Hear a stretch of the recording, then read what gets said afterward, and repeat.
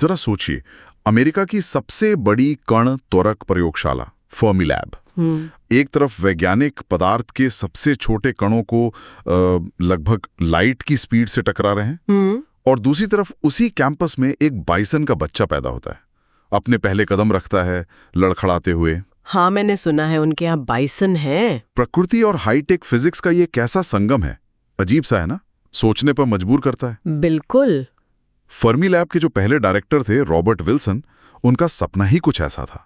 वो चाहते थे कि ये लैब सिर्फ साइंटिफिक खोजों का अड्डा ना हो। अच्छा। हाँ, बल्कि एक ऐसी जगह बने जहां इंसानियत रियलिटी को समझने की अपनी गहरी इच्छा पूरी कर सके।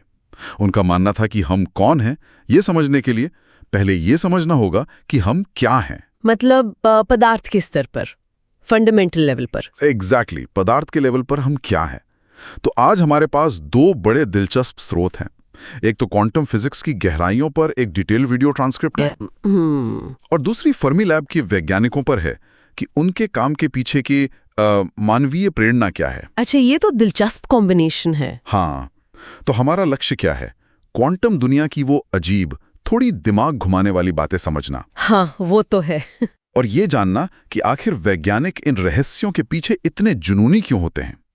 तो चलें शुरू करें ये पड़ताल। हाँ बिल्कुल, चलिए। तो शुरुआत करते हैं क्वांटम दुनिया की अजीबता से। ये हमारे रोज के अनुभव से इतनी अलग है।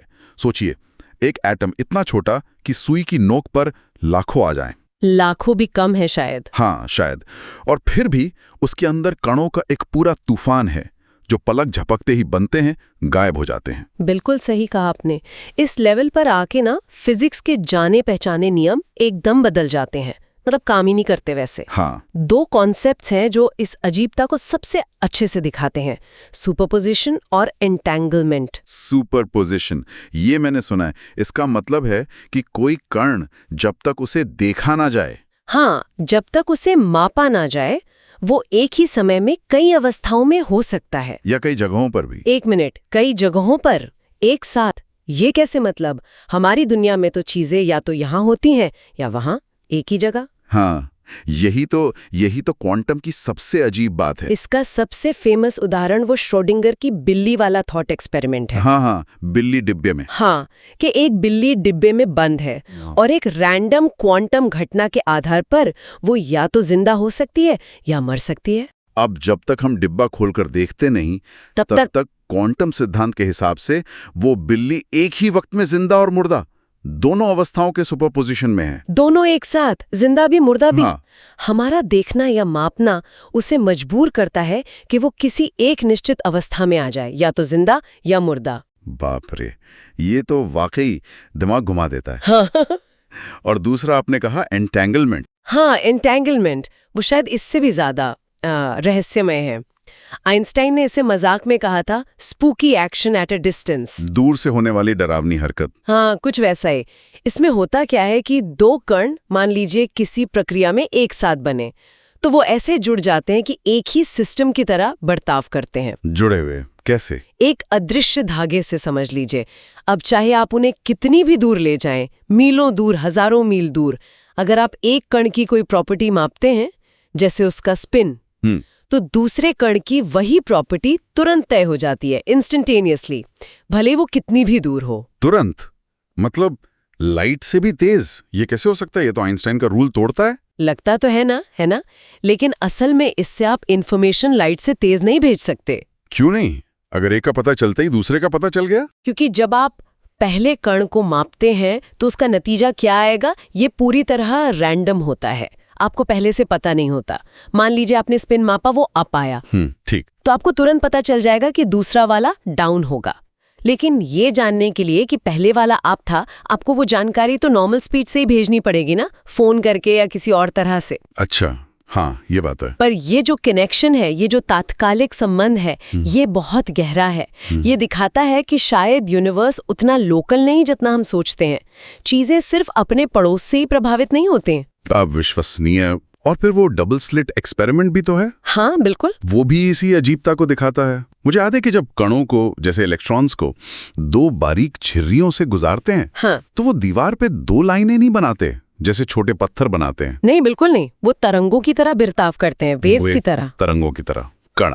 हाँ, ऐसा लगता है जैसे वो एक ही समय में दोनों झिर्रियों से गुजरे हों और दीवार पर एक इंटरफियरेंस पैटर्न बनाते हैं। बहुत सारी धारियां, कहीं ज्यादा रोशनी कहीं कम, जैसे पानी की लहरें बनाती हैं।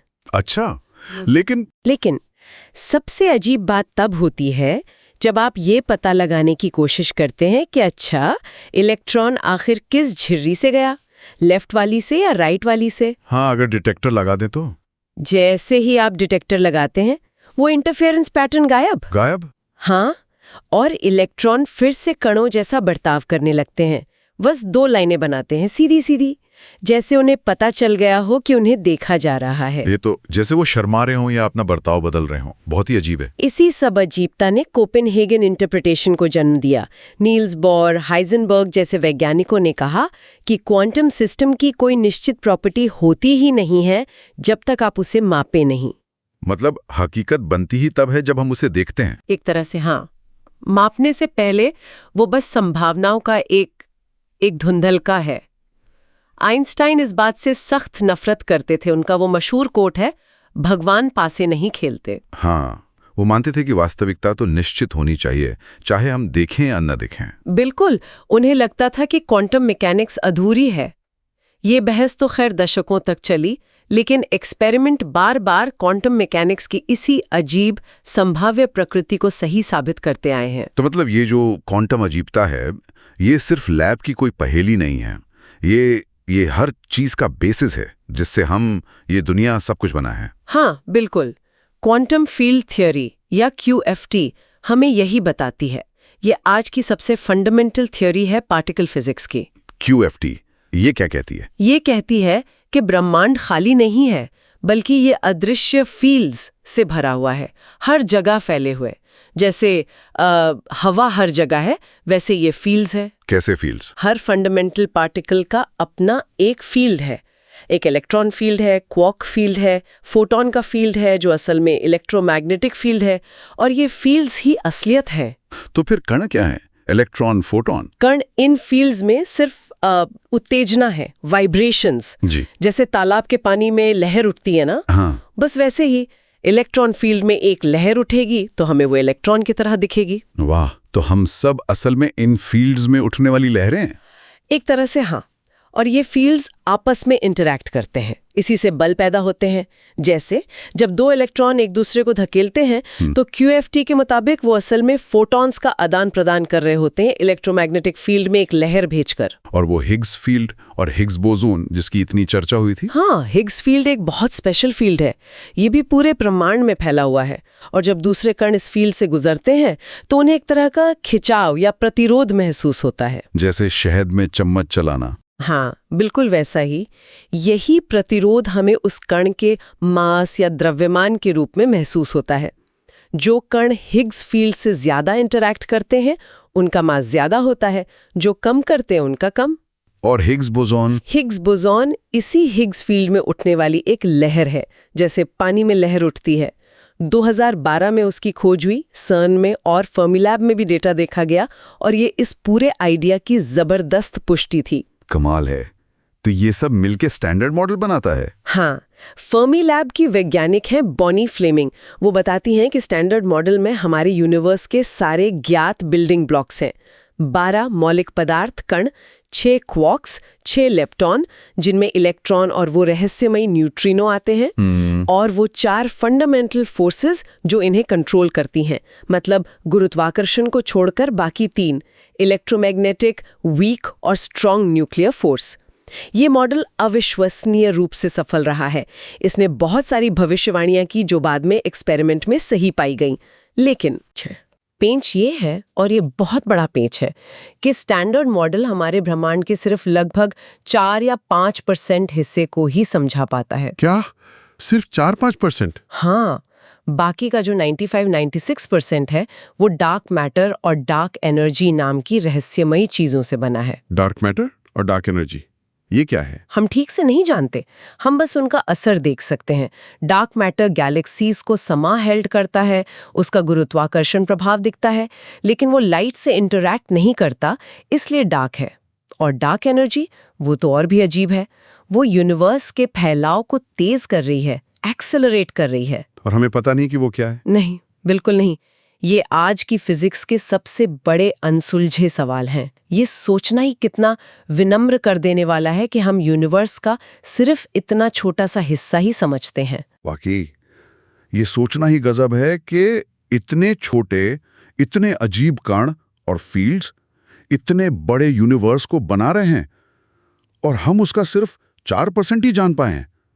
वो फर्मी लैब की तकनीशियन रेचल फाफ, उनकी बात याद आ गई। हाँ, वो कहती हैं, इतनी छोटी चीज को समझने के लिए इतना बड़ा तामझाम करना, ये पागलपन लगता है।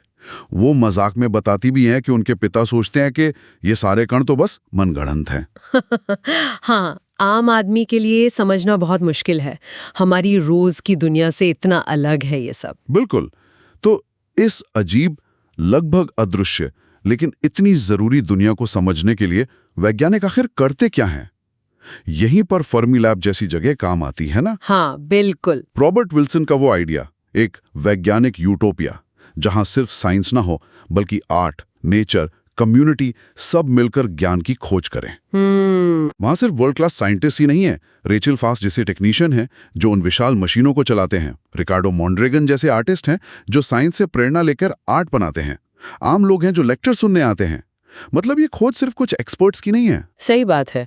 और वैज्ञानिकों के लिए मुझे लगता है प्रेरणा का एक बहुत बड़ा हिस्सा वो अज्ञात का रोमांच है, क्यूरियोसिटी। जैसा बॉनी फ्लेमिंग कहती हैं, रिसर्च करने की कोई रेडीमेड गाइड बुक नहीं होती। अच्छा। हाँ, वो कहती हैं आपको बस करते हुए सीखना पड़ता है। You have to learn it by doing it. ये चैलेंजिंग है पर साथ ही बहुत प्रेरणादायक भी, क्योंकि इतने सारे सवाल हैं जिनके जवाब हमें नहीं पता। और डॉन लिंकन, फर्मी लैब के एक और साइंटिस्ट, वो बताते हैं कि कैसे उनके पार्टिकल एक्सेलरेटर एक तरह से टाइम मशीन की तरह है। टाइम मशीन कैसे? वो कणों को इतनी ज्यादा एनर्जी से टकराते हैं कि वो बिग बैंग के ठीक बाद वाले पलों जैसी स्थितियां पैदा कर देते हैं। बहुत ज्यादा गर्मी, बहुत ज्यादा घनत्व। ओह। तो ऐसा करके वो असल में यूनिवर्स की शुरुआत को, उसके बचपन को स्टडी कर रहे हैं, समझने की कोशिश कर रहे हैं कि सब कुछ शुरू कैसे हुआ। ये तो कमाल है। लेकिन इतने बड़े सवालों और यूनिवर्स की विशालता का सामना करना कैसा लगता होगा? डर नहीं लगता? डर शायद नहीं, पर एक गहरी विनम्रता जरूर आती है, ह्यूमिलिटी। बॉनी फ्लेमिंग ये बात कहती हैं कि जब वो सोचती हैं कि हम स्पेस और टाइम में कितने छोटे हैं और कितना कम जानते हैं, तो ये उन्हें और ज्यादा विनम्र बनाता है। जमीन से जोड़े रखता है। हाँ, और डॉन लिंकन एक और जरूरी बात पर जोर देते हैं, स्केप्टिसिज्म। वैज्ञानिक सोच का एक जरूरी हिस्सा है संदेह करना, किसी भी बात को आसानी से ना मानना। एग्जैक्टली। कोई भी नया आइडिया आता है तो उसे तुरंत मानने लिया जाता, उसे शक की नज़र से देखा जाता है, उसे कई तरह से परखा जाता है। अलग अलग टीमें उसे कंफर्म करने की कोशिश करती हैं, क्योंकि जैसा वो कहते हैं, सबसे आसानी से आप खुद को ही मूर्ख बना सकते हैं। हाँ, ये बात तो सही है। तो वो कठोरता, वो शक जरूरी है ताकि हम वाकई प्रकृति की सच्चाई तक पहुंच सकें, ना कि अपनी मनगढ़ंत कहानियों तक। और ये खोज सिर्फ नियमों और कणों के बारे में नहीं है, ये हमारे वजूद से जुड़े गहरे सवालों से भी जुड़ती है। फर्मी लैब का एक बड़ा एक्सपेरिमेंट है dune, deep underground neutrino experiment. हाँ, ड्यून वो न्यूट्रिनो नाम के कणों को स्टडी कर रहा है। न्यूट्रिनो, ये क्या बला है? न्यूट्रिनो बहुत ही भूतिया किस्म के कण हैं। भूतिया? हाँ, मतलब वो इतने हल्के हैं, लगभग मासलेस, और वो पदार्थ के साथ इंटरैक्ट ही नहीं करते, बहुत कम। अभी इसी वक्त खरबों न्यूट्रिनो आपके शरीर से, इस पूरी पृथ्वी से आर पार निकल रहे हैं। क्या? अभी? हाँ, हर सेकंड। वो सूरज से आ रहे हैं, दूर के तारों से, सुपरनोवा से, यहाँ तक कि बिग बैंग से भी, और हमें पता भी नहीं चलता। तो ड्यून इन भूतिया कणों को क्यों पकड़ना चाहता है? एक बहुत बड़े सवाल का जवाब ढूंढने के लिए। सवाल ये है कि यूनिवर्स में मैटर एंटी मैटर पर हावी क्यों है? मैटर और एंटी मैटर, ये क्या है? हर कण का एक एंटी पार्टिकल होता है, जैसे इलेक्ट्रॉन का एंटी इलेक्ट्रॉन, पॉजिट्रॉन। बिल्कुल। बिल्कुल वैसा ही, बस चार्ज उल्टा। थ्योरी कहती है कि बिग बैंग में मैटर और एंटी मैटर बराबर मात्रा में बने होंगे। ठीक है। लेकिन जब मैटर और एंटी मैटर मिलते हैं तो वो एक दूसरे को खत्म कर देते हैं, एनिहिलेट। सिर्फ एनर्जी बचती है। तो अगर वो बराबर बने थे तो आज यूनिवर्स में कुछ भी ठोस नहीं होना चाहिए था, सिर्फ लाइट और एनर्जी होती। लेकिन हम हैं, हमारा यूनिवर्स लगभग पूरा का पूरा मैटर से बना है, तो सारा एंटी मैटर गया कहाँ? हाँ, ये तो बड़ा सवाल है। ड्यून यही जांच रहा है।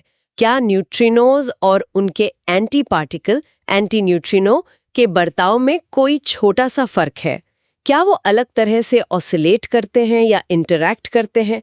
अगर ऐसा कोई फर्क मिल जाए तो शायद वही इस रहस्य की चाबी हो। तो जैसा बोनी फ्लेमिंग कहती हैं। हाँ, वो इसे बहुत खूबसूरती से कहती हैं कि ये पूछने जैसा है, क्या न्यूट्रिनो हमारे वजूद का कारण है? Are neutrinos the reason we exist? Wow, ये सोचना कि इतने छोटे लगभग अनदेखे कण हमारे होने या ना होने की वजह हो सकते हैं, ये तो कमाल है। बिल्कुल। और क्वांटम दुनिया की ये समझ सिर्फ ऐसे बड़े दार्शनिक सवालों तक ही सीमित नहीं है।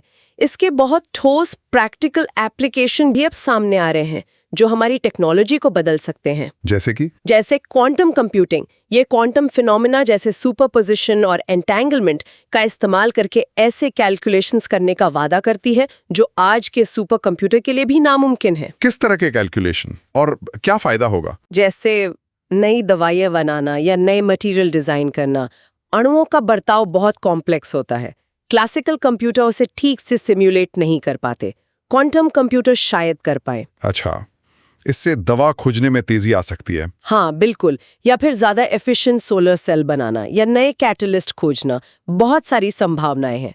फिर क्वांटम क्रिप्टोग्राफी है। वो क्या है? वो क्वांटम नियमों का इस्तेमाल करके अनब्रेकेबल कोड बनाने का तरीका है। क्योंकि क्वांटम स्टेट को बिना बदले आप माप नहीं सकते, तो कोई भी जासूसी करने की कोशिश करेगा तो पता चल जाएगा। सुरक्षित कम्युनिकेशन के लिए? हाँ, सैद्धांतिक रूप से एकदम सुरक्षित।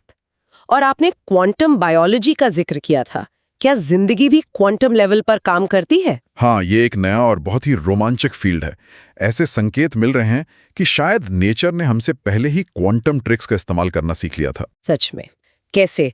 जैसे पौधों में फोटोसिंथेसिस होता है ना, सूरज की रोशनी से खाना बनाना। वो प्रोसेस गजब की एफिशिएंट है। कुछ साइंटिस्ट मानते हैं कि पौधे शायद क्वांटम सुपरपोजिशन का इस्तेमाल करते हैं ताकि एनर्जी सबसे अच्छे रास्ते से ट्रांसफर हो सके। कमाल है। और कुछ पक्षी जो माइग्रेट करते हैं वो पृथ्वी के मैग्नेटिक फील्ड को कैसे महसूस करते हैं? इसका एक आइडिया ये है कि उनकी आंखों में शायद कोई क्वांटम एंटेंगलमेंट वाला प्रोसेस होता है। क्या बात कर रही हैं? हाँ, ये सब अभी रिसर्च के शुरुआती दौर में है, लेकिन ये दिखाता है कि क्वांटम इफेक्ट शायद हमारी जिंदगी में भी हमारे आसपास ही काम कर रहे हों। तो हम क्वांटम दुनिया को समझने भी लगे हैं, उसका इस्तेमाल भी करने लगे हैं, लेकिन ऐसा लगता है कि जवाबों से ज्यादा सवाल अभी भी बाकी हैं। सबसे बड़े रहस्य क्या है अब? ओह, लिस्ट लंबी है। शायद सबसे बड़ा पहाड़ है क्वांटम मैकेनिक्स और ग्रेविटी को एक साथ लाना। हाँ, ये मैंने सुना है। दो सबसे सफल थ्योरीज पर आपस में बनती नहीं। बिल्कुल, हमारे पास क्वांटम थ्योरी है जो छोटे स्केल पर एटम पार्टिकल पर गजब काम करती है, और आइंस्टाइन की जनरल रिलेटिविटी है जो बड़े स्केल पर प्लैनेट, स्टार, गैलेक्सी पर ग्रेविटी को बखूबी समझाती है। लेकिन ये दोनों साथ काम नहीं करती, खासकर एक्सट्रीम कंडीशन में, जैसे ब्लैक होल के सेंटर में या बिग बैंग के ठीक समय पर। हमें एक थ्योरी ऑफ एवरीथिंग चाहिए जो दोनों को मिला सके। और कोशिशें क्या हो रही है? कई आइडियाज हैं, पर कोई भी अभी तक एक्सपेरिमेंटली साबित नहीं हुआ है। स्ट्रिंग थ्योरी एक बड़ा नाम है। स्ट्रिंग थ्योरी वो क्या है? वो मानती है कि फंडामेंटल चीजें पॉइंट पार्टिकल नहीं है, बल्कि बहुत छोटे एक डायमेंशनल वाइब्रेट करते हुए स्ट्रिंग्स यानी धागे हैं। धागे? हाँ, और इन धागों की अलग अलग वाइब्रेशन हमें अलग अलग पार्टिकल की तरह दिखते हैं। ये थ्योरी कुछ एक्स्ट्रा स्पेस डायमेंशन की भी बात करती है जो बहुत छोटे स्केल पर मुड़े हुए हो सकते हैं। Extra dimension? ये तो साइंस फिक्शन जैसा लगता है। लगता तो है। एक और आइडिया है लूप क्वांटम ग्रेविटी। वो स्पेस और टाइम को ही दानेदार मानती है, क्वांटाइज्ड, कि स्पेस की सबसे छोटी लंबाई और टाइम का सबसे छोटा पल होता है। स्पेस भी टुकड़ों में बटा हुआ है उस थ्योरी के हिसाब से। हाँ। लेकिन ये सब अभी बहुत थियोरेटिकल है और फिर वो मेजरमेंट प्रॉब्लम है। हाँ, वो श्रोडिंगर की बिल्ली वाली बात कि संभावनाओं से हकीकत कैसे बनती है। एग्जैक्टली वो कोलैप्स कैसे होता है, क्या इसमें चेतना कॉन्शियसनेस का कोई रोल है जैसा कुछ लोग सोचते थे, या ये सिर्फ माहौल के साथ इंटरैक्शन का नतीजा है? ये अभी भी पूरी तरह सुलझा नहीं है। और समय का तीर कि टाइम हमेशा आगे ही क्यों बढ़ता है? हाँ, टाइम एरो। फिजिक्स के ज्यादातर नियम टाइम सिमेट्रिक हैं, मतलब वो आगे और पीछे दोनों तरफ काम करते हैं। तो हमें वक्त सिर्फ एक ही दिशा में बहता हुआ क्यों महसूस होता है? एंट्रोपी इसका एक जवाब देती है, पर शायद वो पूरी कहानी ना हो। और वो होलोग्राफिक प्रिंसिपल क्या चीज है? वो एक और इमरब चकराने वाला आइडिया है जो स्ट्रिंग थ्योरी और ब्लैक होल फिजिक्स से निकला है। वो कहता है कि शायद हमारी ये 3D दुनिया, स्पेस और टाइम असल में एक दूर की 2D सतह पर लिखी हुई इंफॉर्मेशन का होलोग्राफिक प्रोजेक्शन है। क्या मतलब? हम होलोग्राम हैं? एक बहुत ही अजीब तरीके से, हाँ। शायद जैसे क्रेडिट कार्ड पर होलोग्राम होता है ना, 2D सतह पर 3D इमेज, वैसे ये भी बहुत स्पेकुलेटिव है, पर ये दिखाता है कि रियलिटी कितनी अजीब हो सकती है। ये सब तो बहुत गहरा है।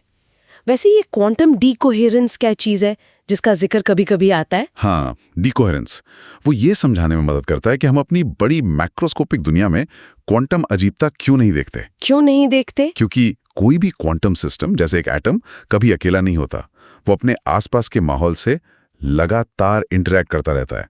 हवा के मॉलिक्यूल से लाइट फोटॉन्स हैं, खत्म हो जाती हैं और सिस्टम क्लासिकल जैसा निश्चित बर्ताव करने लगता है। अच्छा, तो माहौल के कारण क्वांटम इफेक्ट छिप जाते हैं? हाँ, मोटे तौर पर। लेकिन ये भी मेजरमेंट प्रॉब्लम को पूरी तरह हल नहीं करता कि आखिर एक ही नतीजा क्यों चुना जाता है। और बेल का थ्योरम है, वो क्या कहता है? उसके आधार पर जो एक्सपेरिमेंट हुए हैं उन्होंने पक्के तौर पर दिखाया है कि रियलिटी नॉन लोकल है। वो जो एंटैंगल्ड पार्टिकल्स का कनेक्शन है वो वाकई तात्कालिक लगता है। ये हमारी सहज समझ को सीधी चुनौती है। तो मतलब आज की हमारी बातचीत हमें क्वांटम दुनिया के अविश्वसनीय अजीबता से लेकर फर्मी लैब जैसी जगहों पर काम करने वाले वैज्ञानिकों की मानवीय प्रेरणा तक ले गई। हमने देखा कि कैसे सबसे छोटे लेवल पर काम करने वाले नियम हमारे इतने बड़े यूनिवर्स को और शायद हमारे वजूद को भी शक्ल देते हैं। बिल्कुल। और जैसा हमने फर्मी लैब के वैज्ञानिकों से सुना, ये खोज कभी खत्म नहीं होती।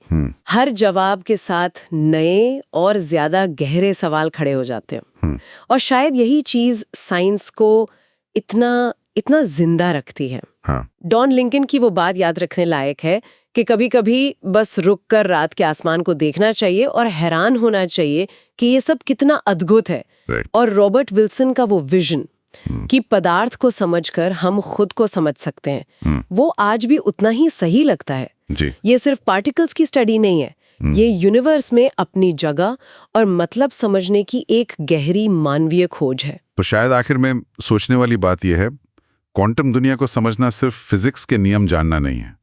ये शायद इस अजीब, रहस्यमयी और गहराई से जुड़े हुए यूनिवर्स में अपनी जगह को समझने का एक तरीका है।